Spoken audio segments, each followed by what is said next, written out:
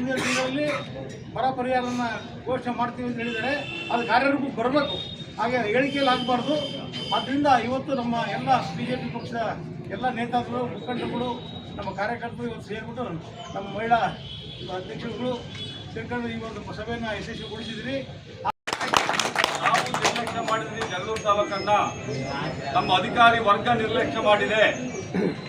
ಇವತ್ತು ಎಂತ ತಾಲೂಕುಗಳು ಸೇರ್ಕೊಂಡಿದೆ. ಇವತ್ತು ಹೊನ್ನಾಳಿ ಸೇರಿದೆ, ಅಲ್ಲಿ ಏನು ಹೊನ್ನಾಳಿ ಸೇರಿದೆ, ಚನ್ನಗಿರಿ ಸೇರಿದೆ, ಯಾದಗಿರಿ ಸೇರಿದೆ, ದಾವಣಗೆರೆ ತಾಲೂಕು ಸೇರಿದೆ. ಹೌದಾ?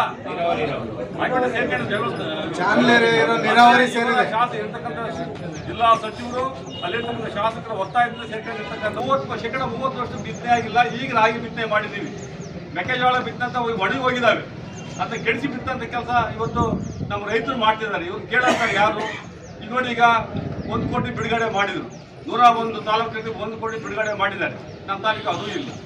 ರೈತರ ಪರವಾಗಿ ಇವತ್ತು ರೈತರು ಸಂಕಷ್ಟದಲ್ಲಿದ್ದಾರೆ. ಅವರಿಗೆ ಅನುಕೂಲವಾಗುವಂತ ಇವತ್ತು ಬರದ ಪಟ್ಟಿ ಸೇರಿದ್ರೆ ನಾವೆಲ್ಲ ಒಂದು ಕಡೆಗೆ ಆತ್ಮವಿಶ್ವಾಸ ಇರ್ತಿತ್ತು.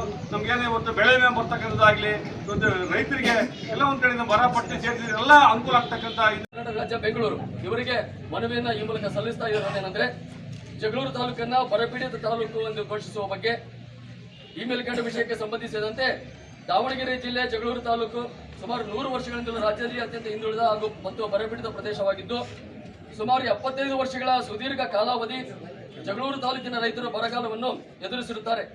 ಜಗಳೂರು ತಾಲೂಕಿಗೆ ಯಾವುದೇ ನದಿ ಮೂಲ ಹಾಗೂ ಇನ್ನಿತರ ಯಾವುದೇ ನೀರಿನ ಮೂಲಗಳಾಗಲಿ ಇರುವುದಿಲ್ಲ. ಕೇವಲ ಮಳೆಯಾಧಾರಿತ ಕೃಷಿಯನ್ನೇ ಈ ಭಾಗದ ರೈತರುಗಳು ಅವಲಂಬಿಸಿರುತ್ತಾರೆ. ಈ ಹಿಂದೆ ಚಿತ್ರದುರ್ಗ ಜಿಲ್ಲೆಯಲ್ಲಿ ಜಗಳೂರು ತಾಲೂಕು ಇದ್ದ ಸಂದರ್ಭದಲ್ಲಿಯೂ ಸಹ ಅತ್ಯಂತ ಹಿಂದುಳಿದ ಹಾಗೂ ಬರಪೀಡಿತ ಪ್ರದೇಶವಾಗಿ ಗುರುತಿಸಿಕೊಂಡಿದ್ದು, ನಂತರ ದಾವಣಗೆರೆ ಜಿಲ್ಲೆಗೆ ಸೇರಿಕೊಂಡ ನಂತರ ಜಗಳೂರು ತಾಲೂಕು ದಾವಣಗೆರೆ ಜಿಲ್ಲೆಯ ಎಲ್ಲಾ ತಾಲೂಕುಗಳಿಂದ ಅತ್ಯಂತ ಹಿಂದುಳಿದ ಮತ್ತು ಬರಪೀಡಿತ ಎಂಬ ಹಣಪಟ್ಟಿಯನ್ನು ಹೊಂದಿರುತ್ತದೆ. ಈ ಹಿಂದೆ ನಂಜುಂಡಪ್ಪನವರ ವರದಿಯಲ್ಲಿಯೂ ಸಹ ಜಗಳೂರು ತಾಲೂಕು ಅತ್ಯಂತ ತೀರಾ ಹಿಂದುಳಿದ ತಾಲೂಕು ಎಂದು ಘೋಷಣೆ ಆಗಿರುತ್ತದೆ. ಹೀಗಿದ್ದರೂ ಪ್ರಸ್ತುತ ಕರ್ನಾಟಕ ಸರ್ಕಾರ ದಿನಾಂಕ 27/8/2026 ಹೊರಡಿಸಿದ ಬರಪೀಡಿತ ತಾಲೂಕುಗಳ ಪಟ್ಟಿಯಿಂದ ಜಗಳೂರು ತಾಲೂಕನ್ನು ಕೈಬಿಟ್ಟಿರುವುದು ಆಶ್ಚರ್ಯಕರ ವಿಷಯವಾಗಿದ್ದು, ಈ ಕೂಡಲೇ ಜಗಳೂರು ತಾಲೂಕು ಕರ್ನಾಟಕ ಸರ್ಕಾರ ಬರಪೀಡಿತ ಪಟ್ಟಿಗೆ ಸೇರಿಸಬೇಕು. ಇಲ್ಲದಿದ್ದರೆ ಭಾರತೀಯ ಜನತಾ ಪಾರ್ಟಿ ಜಗಳೂರು ಘಟಕದಿಂದ ಮುಂದಿನ ದಿನಮಾನಗಳಲ್ಲಿ ಉಗ್ರ ಹೋರಾಟವನ್ನು ನಡೆಸಲಾಗುವುದೆಂದು ಈ ಮೂಲಕ